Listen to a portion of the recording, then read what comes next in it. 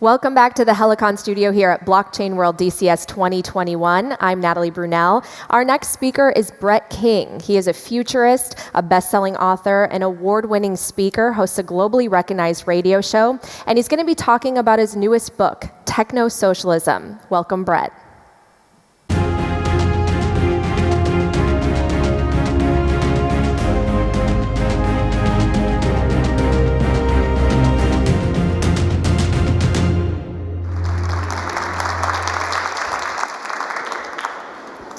Welcome.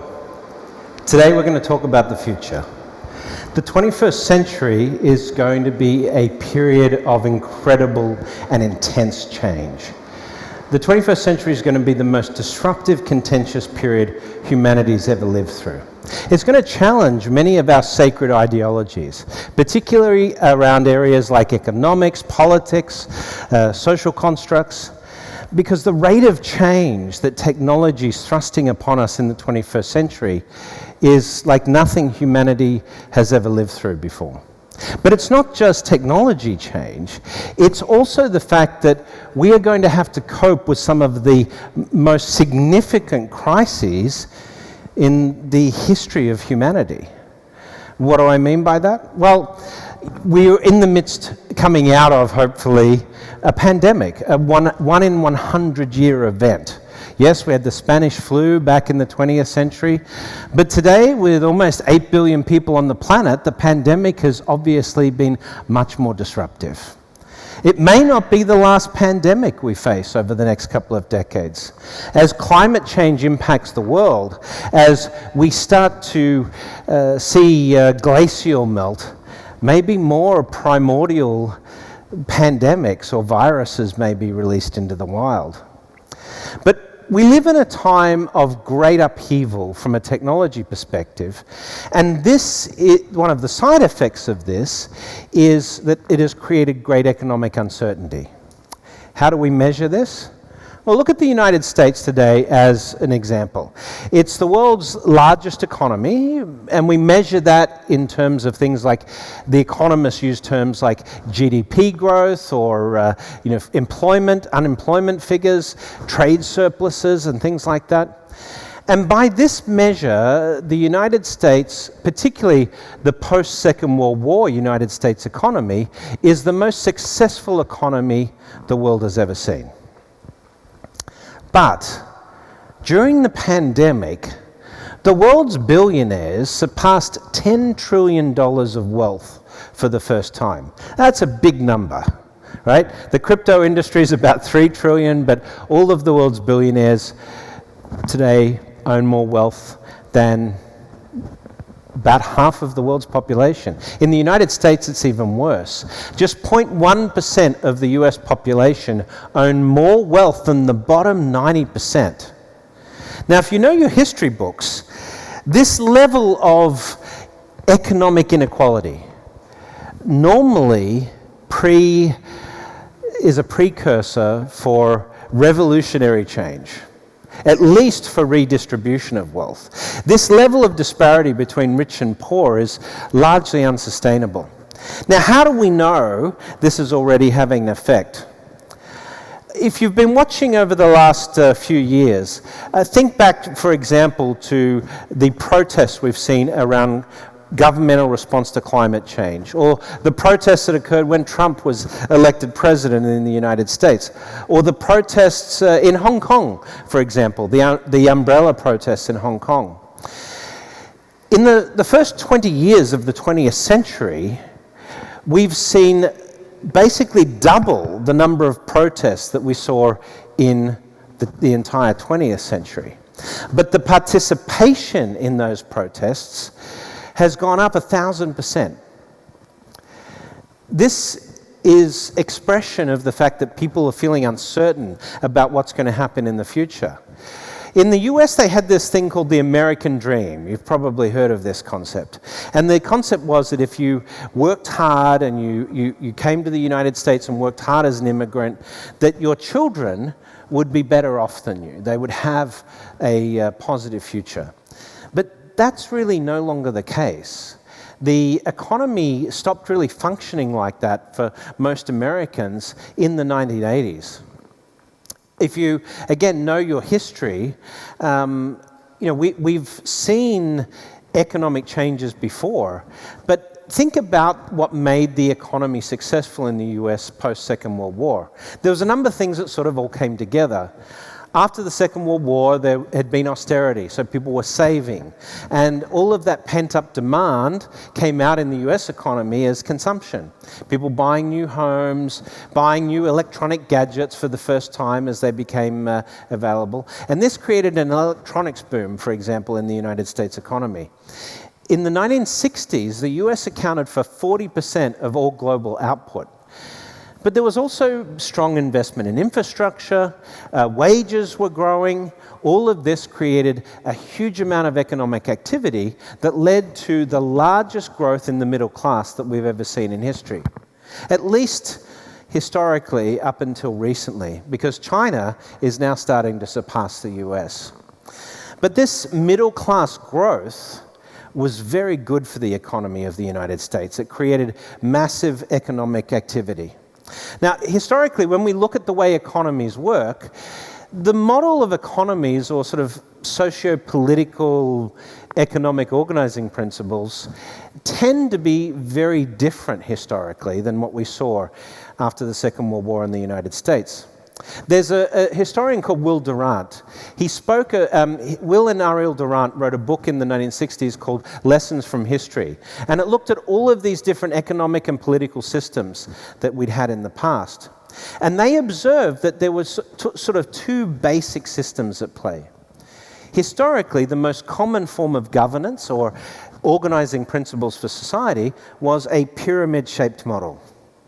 Now, governments or power bases that act as a pyramid-shaped model where the wealthy elite control the means of production or control the assets of the economy are designed where the poorest are workers working for the landlords, working for the landowners and the wealthy, where the wealth flows uphill. So monarchies and these types of systems were really designed to create wealth for that upper class. But the United States post-Second World War was a diamond-shaped economy. And so this diamond-shaped economy meant that wealth was distributed evenly between the richest and the poorest. This is what really contributed to this incredible growth of the middle class in the United States. But in the 1980s, late 1970s, early 1980s, you start to have the wealthy elite in the United States and in the United Kingdom wanting to push that diamond shape back to a pyramid-shaped model.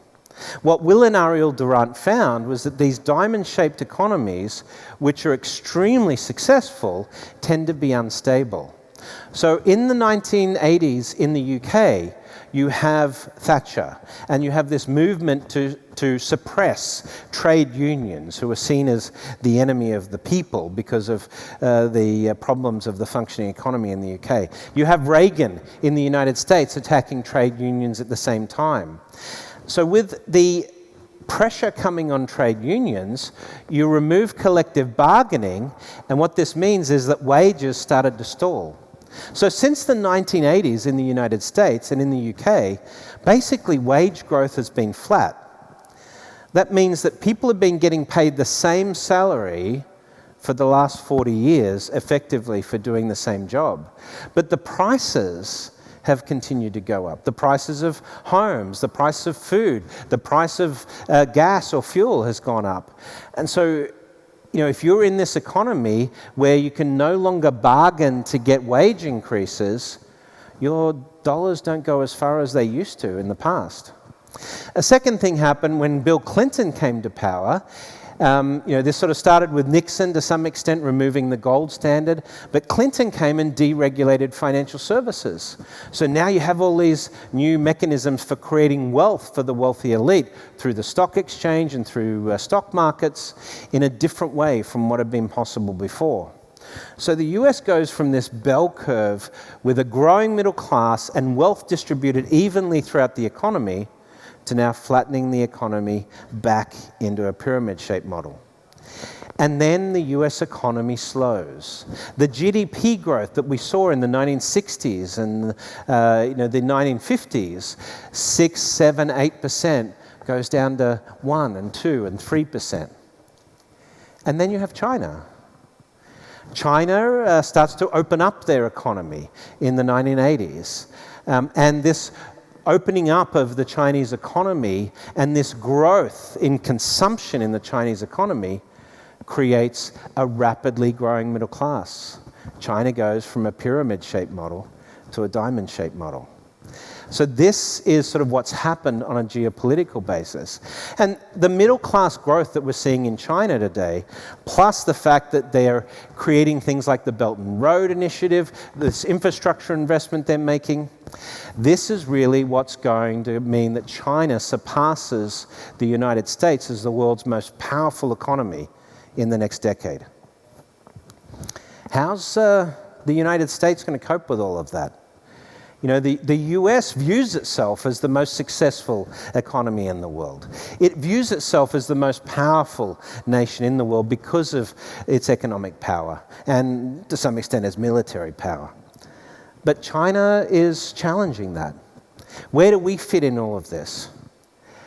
Well, the next disruptive crises that we're going to face, two major crises, apart from the issue of inequality and this gap between the rich and the poor and the pandemics that we've already faced, the two big issues as a human species we're going to have to cope with is the emergence of artificial intelligence and the effects of climate change.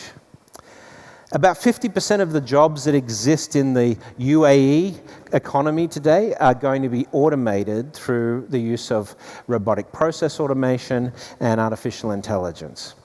In the United States, it's very similar, about 50 to 60% of jobs. In China, it's even more because a lot of the jobs in the factories will be eliminated. AI is really designed to eliminate humans from the workforce. If AI is ultimately successful, it means we won't have to work. But think about our value today. You come to an event like this and you meet someone, what do you normally ask them? You ask them their name, do you live here? And then what do you do? Our work in many ways defines us. But AI, if it's successful, will eliminate humans from the workforce. So how's that going to change the way we work? By 2035, we're going to have a very interesting conflict in terms of employment. We're going to have large-scale unemployment because of automation, but we're also going to have labor shortages because there's not enough technology skills or STEM jobs in the economy. China's doing really well in terms of preparing their population for these changes. They're focused on artificial intelligence at a grade school level, teaching their children to work with robots. Japan's also been doing this for many years. But in the US, there's sort of this, as we've seen it particularly in recent times, some people that don't think technology is not good, that they don't trust the science anymore. This conflict around technology is going to get worse, obviously, as unemployment is impacted, as techno-unemployment emerges. So what do we do about this? Well, we are coming into a period, because of artificial intelligence, where incredible wealth is going to be generated. But that wealth is probably going to be generated by the companies that own artificial intelligence and technology. 9 out of 10 of the top companies in the world today are technology companies. The only one company in the world that in the top 10 that's not a technology company is Saudi Aramco. But you've got Apple and Microsoft, Alibaba, Amazon, all of these players in the top 10 companies in the world today. And they employ much smaller number of people to generate the sort of profits and returns that they do than, say, the biggest companies in the world in the 1960s and 1970s. Because the market values productivity. It values improvements in generating returns and profit that technology affords. So the market's not going to say, wait, stop with all this technology and AI because people are going to lose their jobs. The market's not going to do that because the market wants that market activity. So what are we going to do about people that lose their jobs because of robotics and automation? This is why you hear people like Elon Musk and Mark Zuckerberg and Richard Branson and these technologists talking about universal basic income. Universal basic income would be where the economy pays you as a citizen just for being a part of the economy. And this is a very important feature of 21st century economies. Asking the question is, what is an economy for? You know, economists used to measure it by all those measures we talked about before, GDP growth and so forth. But if an economy can't meet the basic needs of its citizens, if there's homeless people on the streets, if people can't afford enough food to eat, if they can't have access to basic health care, then you could argue this is a failure of the economy to provide for the citizens. Today, economies work for an increasingly small number of citizens, the richest of the economy. In the 21st century, this is going to have to change. We're going to have to find ways for the economy to make sure everyone is looked after, especially if artificial intelligence disrupts employment. But then we have climate change, and that's going to be an even bigger challenge. By 2050, 570 of the world's coastal cities will be affected by sea level rise. Food scarcity is going to be a problem as the warming temperatures change farming patterns in the world. This means that we could be dealing with anywhere between 300 million and 1 billion eco-refugees. That problem is almost too big to comprehend. And in classic economic terms, if you believe in pure capitalism, the market doesn't have a mechanism to solve that problem. The market isn't incentivized to fix that problem. So we need a different economic philosophy. We need really a different philosophy for humanity. What is optimal humanity? How, as a species, are we going to survive these crises and these disruptive elements? Well, again, history teaches us a lesson. Humans are at our best when we work together, when we cooperate. And you can see this in, say, the Apollo project, the Human Genome Project, or even more recently in the way we responded to coronavirus with production of vaccines and so forth.